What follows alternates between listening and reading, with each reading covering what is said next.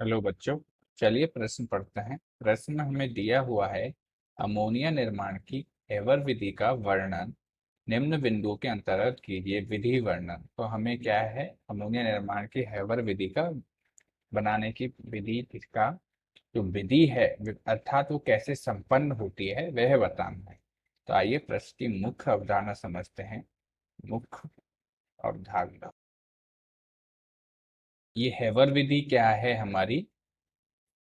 Haber विधि से हम nitrogen N2 व H2 से क्या प्राप्त करते हैं, अमोनिया प्राप्त करने की विधि है ये।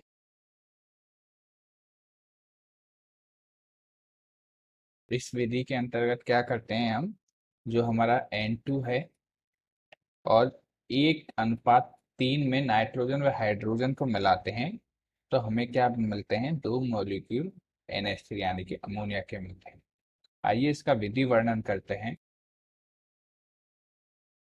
तो इस हैबर विधि में हम क्या करते हैं, सर्वप्रथम जो हमारा शुद्ध N2 है, शुद्ध N2 तथा H2 को 1:3 में मिलाकर 200 वायुमंडलीय दाब पर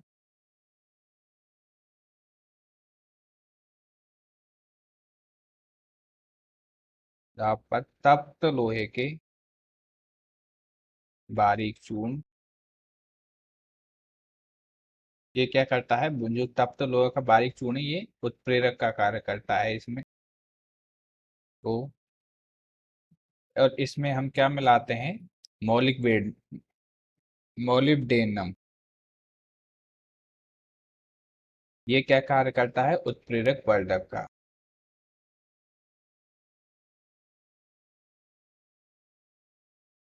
प्रेरक मोलिब्डेनम हमारा क्या करता है, उत्प्रेरक वर्धक का कार्य करता है। और इनको मिलाकर हम इसे क्या है, 500 डिग्री सेल्सियस तक, 500 डिग्री सेल्सियस पर गर्म करते हैं, गर्म करते हैं। अर्थात हमने क्या किया, जो हमारा नाइट्रोजन और हाइड्रोजन को 1:3 में मिलाया और इसे हम क्या है, जो हमारा लोहे का बारीक चूर्ण है और प्लस जो हमारा मोलिब्डेनम है उसकी उपस्थिति में 200 वायुमंडलीय दाब पर इसे क्या करते हैं, 500 डिग्री सेल्सियस तक गर्म करते हैं।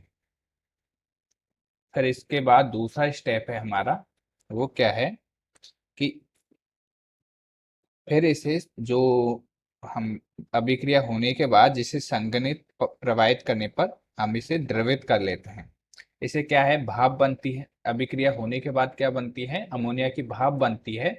और उसकी भाप के संघनन से, संघनन को द्रवित करके, द्रवित करके पात्र में इकट्ठा कर लेते हैं।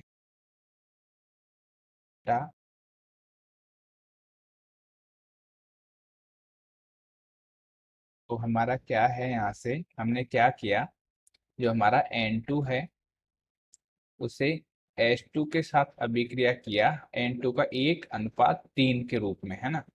और किसकी उपस्थिति में, बारीक लोह चूर्ण Fe चूर्ण। ये हमारा क्या है, ये हमारा उत्प्रेरक की तरह कार्य करता है, उत्प्रेरक। तथा हमने इसके साथ क्या लिया, मोलिब्डेनम।